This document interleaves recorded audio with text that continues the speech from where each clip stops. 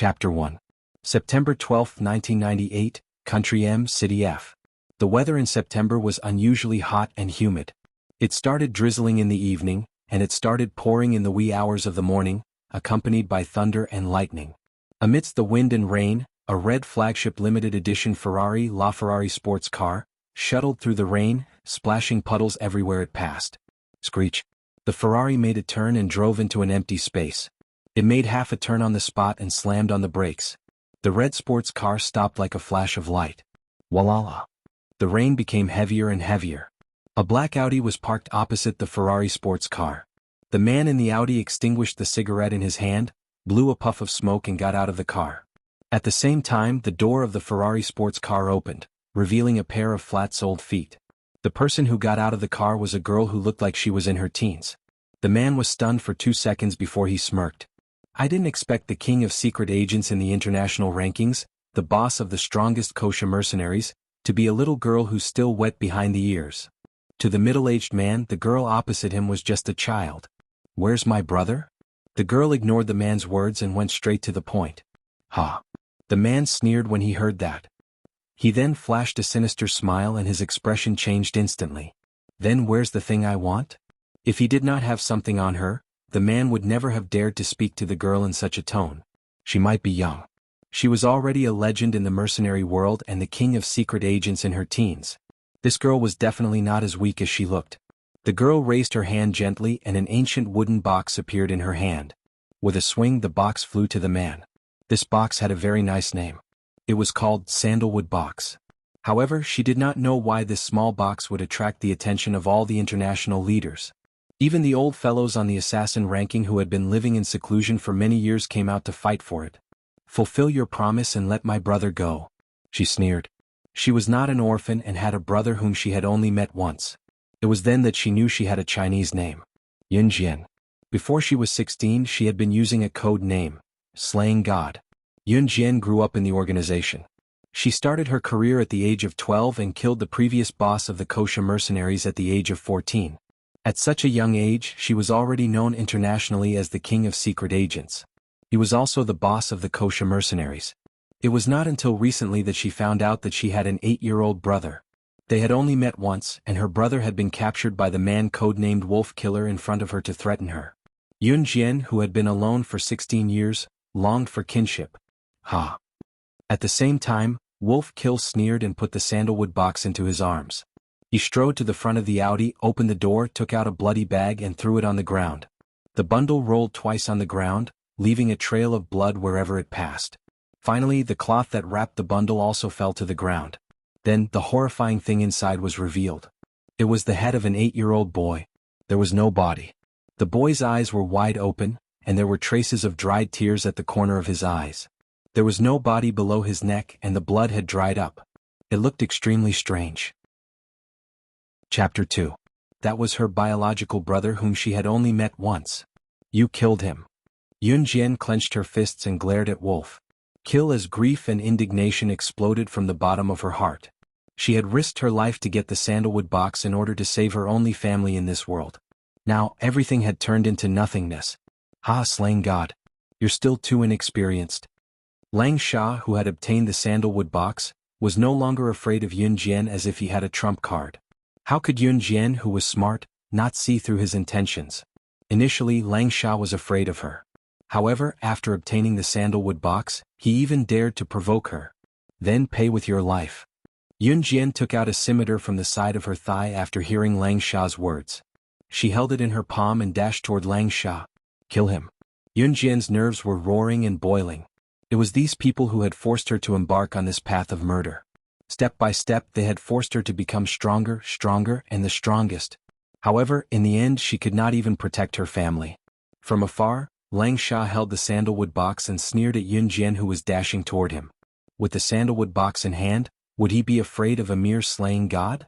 However, Lang Sha dared not let his guard down. Slaying God was not just a title for show. Slaying was the blood of one's desire to become a god. Slaying God, that was a title that she had earned by trampling on countless lives. Yun Jian was getting closer. When she was a meter away from him, Lang Sha sneered and opened the sandalwood box. With the sandalwood box in hand, who cares about slaying God? She's just a thing of the past. Lang Sha grinned, waiting for Yun Jian to explode in front of him. Poof. Light shone the moment the sandalwood box was opened. Poof, poof, poof. How could this be? How could this be? Lang Sha's eyes widened. He lowered his head and saw the scimitar that had pierced his heart. Stab, stab, stab. His ferocious face was extremely terrifying. As for his body, it was already slowly falling backwards. Even at the moment of his death, he still did not understand why he had lost to a teenage girl. Yun Jian kicked the dead man's abdomen and bent down to pick up the sandalwood box that had slipped from the man's hand to the ground. This sandalwood box was just an imitation made with the most advanced technology, and the light that had just been reflected was just a flashlight in the box. So what if he killed Lang Sha? Yun Jian blamed herself. Why didn't she keep an eye on her brother? But who would have thought that these people would point their spears at an 8-year-old boy? His goal was to control her. Yun Jian took out an exquisite wooden box from the car and placed it in her hand to compare it with another wooden box. This was the real sandalwood box. But what was the use? Could she bring her brother back? The reason why Lang Sha was defeated by her was because he knew that she wouldn't abandon her only family. But he didn't expect that when he schemed against her, she could also scheme against him. A small sandalwood box had attracted countless killers to fight over it. Just based on this point, would she really hand over the sandalwood box with both hands? If handing over the sandalwood box could exchange for her cute brother, then Yun Jian would not hesitate. But Lang Sha actually killed her brother like this. It was her fault. Yun Jian's body trembled slightly. A drop of cold tear flowed down from her left cheek. Silently, without Yun Jian noticing, it dripped into the sandalwood box in her hand. Whoosh! In an instant, the sandalwood box emitted a dazzling light that enveloped the open space. Yun Jian's head sank and she completely fainted. The heavy rain was still pouring down, and the thunder was still roaring. They were strangers in a strange place and they had no grudges against her. Why were they so hostile toward her? When she thought of this, she suddenly reached out and touched her face and facial features. She could determine a person's appearance by touching their facial features. Clearly, this was not her face. What was going on here? She only remembered that she had returned to the car to take out the sandalwood box after killing Lang Sha. There was a flash of white light and she had fainted. Had she entered someone else's body? Yun Jian, who was standing at the front, was annoyed when she saw the state Yun Jian was in. How dare this little b***th ignore her? She was dazed for a moment, then laughed at Yun Jian. Yun Jian, are you lonely? How dare you touch your own face in front of everyone? Are you that desperate for a man's love? How dare you seduce my man? You're courting death. Lin Mingyu suddenly remembered something when she said the last sentence. She glared at Yun Jian fiercely again, then turned to instruct the other two girls. Chapter 4. Lin Mingyu glared viciously at Yun Jian. She looked as if she wanted to tear Yun Jian into pieces. Yun Jian narrowed her eyes and raised her eyebrows. She watched as the two girls who had obeyed Lin Mingyu approached her. She was not flustered. Although she did not know why she was here, or why she had entered another girl's body. However, the three girls in front of her did not pose a threat to her. Although she did not know the situation, Yun Jian was not someone to be bullied. She was the top secret agent in the world. The number of people who had died in her hands could form a long street. Although the girls in front of her were about the same age as her, she knew that they were probably delicate girls who would be afraid even if they saw a dead person. Yun Jian's lips curled into a smile. It was faint, but it sent chills down one's spine. The two girls who were approaching her were stunned and stopped in their tracks. What are you waiting for? Come on, you two. Stop dilly-dallying. Are you waiting for the food to be served? Lin Mingyu shouted at the two girls. Do you know? Yun Jian suddenly continued Lin Mingyu's words and said. Lin Mingyu was stunned when she heard that. What? No what? Was this little b***th stupid? She had just pretended to have amnesia, and now she was keeping her in suspense? Even so, she would not let this little b***th off today. Don't even think about it. Those who want to attack me, I will usually... Yun Jian finished her sentence and moved in the next second. In a flash, she appeared behind Lin Mingyu and the other two girls in the blink of an eye. Yun Jian reached out her hand and bent it like an eagle's claw. In the next moment, she was already strangling Lin Mingyu's neck. Yun Jian, who was already standing behind Lin Mingyu, blew at Lin Mingyu and continued, like this, break her neck. At the same time, she tightened her grip. At this moment, Lin Mingyu and the other two girls finally reacted. In the blink of an eye, Yun Jian, who was just 1 or 2 meters away, had already run behind Lin Mingyu. Lin Mingyu could not help but shudder out of reflex. Did Yun Jian take the wrong medicine? However, how could someone who was originally as timid and weak as a slug become a different person after being knocked unconscious for a while? Lin Mingyu was being threatened by Yun Jian, and she was naturally furious. She was not a patient, and was about to retaliate, but she suddenly realized that she could not speak. With her neck with Yun Jian seemed to be choked by something, and she could not say anything. At this moment Lin Mingyu started to panic. However, she did not know that her neck was being choked. If Yun Jian increased the strength of her grip, then her neck would really be twisted off. Killing in Yun Jian's previous world was as simple as eating and sleeping. However, because she did not know where she was, Yun Jian did not kill her ruthlessly. Chapter 5. Cough, cough, cough. Lin Mingyu, who was freed, took a few deep breaths and coughed a few times. Then she stared at Yun Jian and ignored Yun Jian's harsh words. She was a little scared but pretended to be strong. Yun Jian, you dare to threaten me? You dare to hit me? Do you know who my father is? My father is the principal of our school. I want you to apologize to me right now. Otherwise you don't have to attend this school anymore. I'll go look for my father now and ask him to expel you. Lin Mingyu dared to hit Yun Jian in school because her father was Xinjiang Town Junior High School's principal. Actually, even if Yun Jian apologized to Lin Mingyu obediently, Lin Mingyu would not let her off so easily. However, the current Yun Jian was no longer the cowardly slut she used to be. Apologizing for no reason was a word that had never appeared in Yun Jian's dictionary. Yun Jian flashed an odd smile as she inched closer to Lin Mingyu and the other two girls. You, what do you want to do? Once they recalled Yun Jian's strange moves, Lin Mingyu and the other two were a little scared. They took a few steps back and asked in unison. Yun Jian was already standing in front of the three. She stopped smiling and spat out 3 words that were enough to make Lin Mingyu and the other two flabbergasted. Kill you. Since the 3 of them were so stubborn, then there was no need for them to live in this world.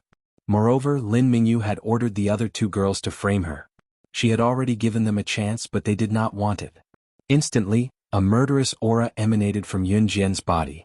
Lin Mingyu and the other 2 were forced into a corner by Yun Jian's aura. They did not dare to say a word and could only tremble uncontrollably. Teacher, it's here. My friend Yun Jian was caught in the toilet by them. Just as Yun Jian was about to kill the 3 of them, an anxious and determined female voice came from outside the toilet. Yun Jian frowned and turned around to look.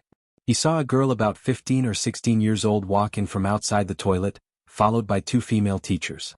The girl who came in first looked delicate and pretty. She was petite and cute, but her face was filled with worry. However, when she saw this face, Yun Jian's mind suddenly went blank. She took 2 steps back and steadied herself.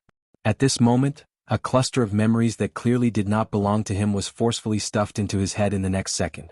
What was going on? Xiao Jian. What's wrong with you? When the petite girl saw Yun Jian take a step back and wobble as if she was about to fall, she was so frightened that she immediately ran over to support her. Yun Jian closed her eyes for 3 seconds. When she opened them again, countless images flashed through her mind. She had been reborn. It seemed that her guess was right. She had really entered another girl's body. For some reason, the cluster of memories just now suddenly appeared in her head. She had accepted all the memories of this girl. The original owner of this body that she had possessed was also called Yun Jian. The original owner, Yun Jian, was an ordinary 3rd-year middle school girl in Xinjiang Town High School. She came from an ordinary background and everything about her could have been ordinary, but she had an exquisite and beautiful face. Although it was not seductive or playful, this body had delicate features and gave off an exquisite beauty. Everything that had happened was because of her beautiful face. The school hunk of Xinjiang Town High School was called Yuan Ingjun. Yuan Ingjun and Lin Mingyu had always been a couple. It was known throughout the school, and they were even known as a handsome man and a beautiful woman, a match made in heaven. But who would have thought that Yuan Ingjun would change his mind every now and then? He actually had designs on the original owner and even started to pester her. In spite of it, the original owner had always wanted to stay as far away from him as possible.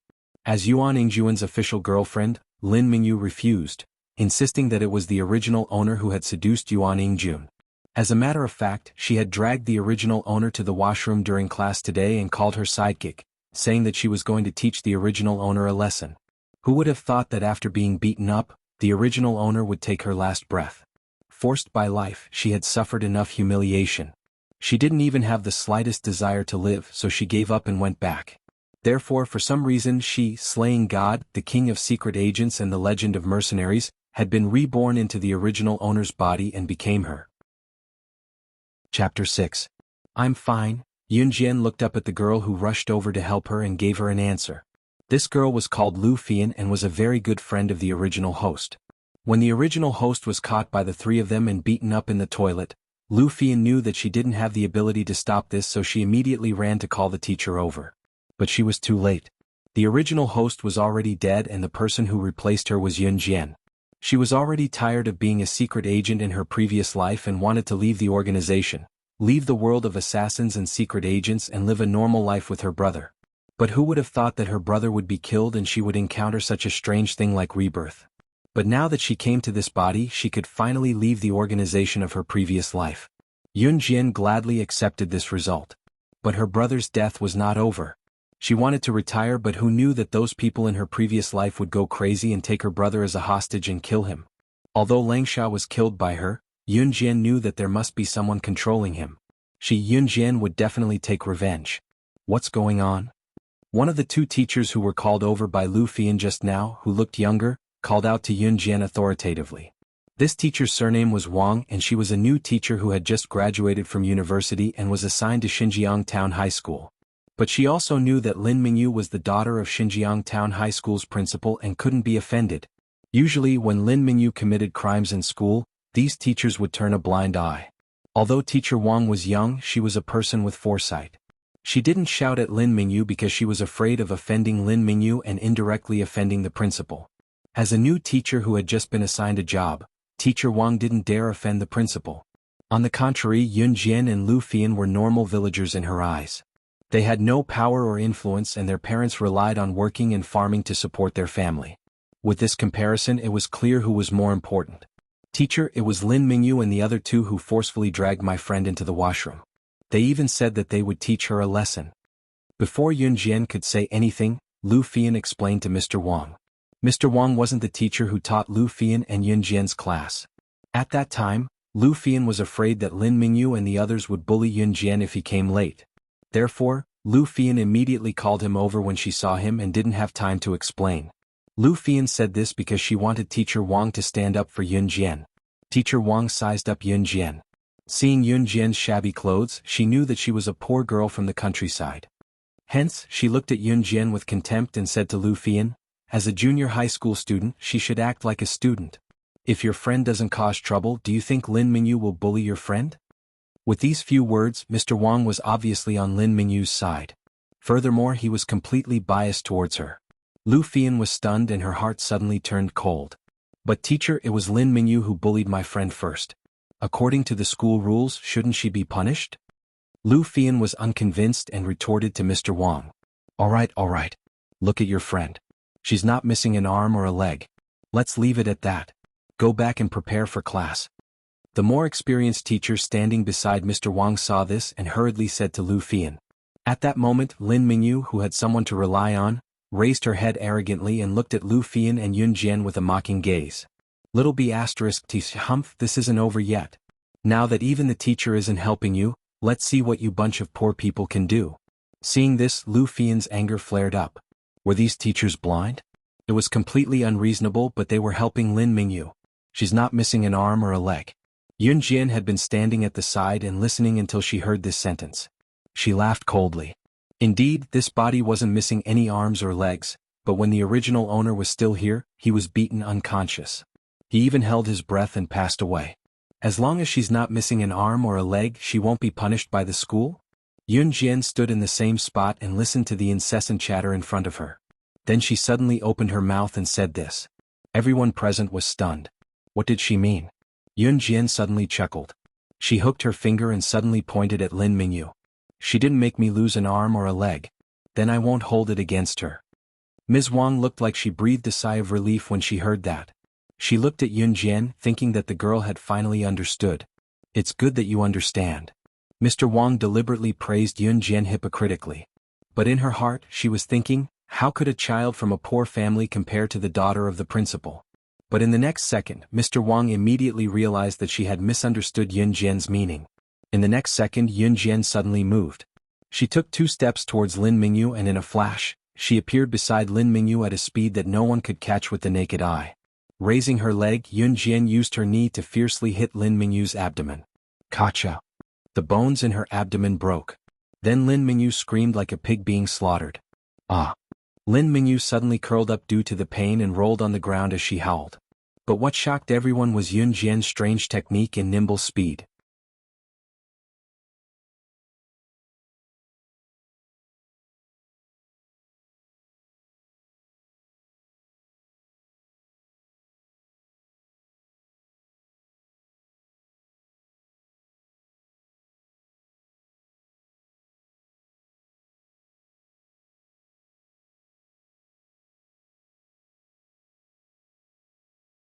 Chapter 27.